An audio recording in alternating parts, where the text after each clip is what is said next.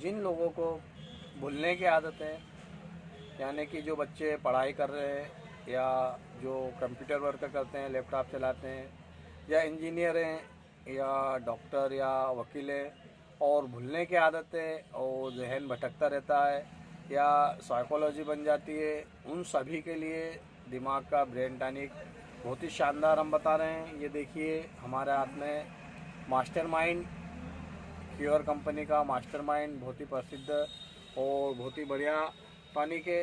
ये आपको किसी भी यूनानी मेडिकल या यूनानी दवाखाने से या आयुर्वेदिक मेडिकल से बड़ी आसानी से मिल भी जाता है।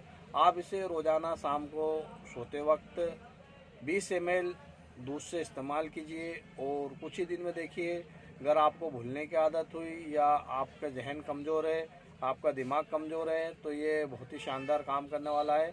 इसे आप इस्तेमाल कीजिए।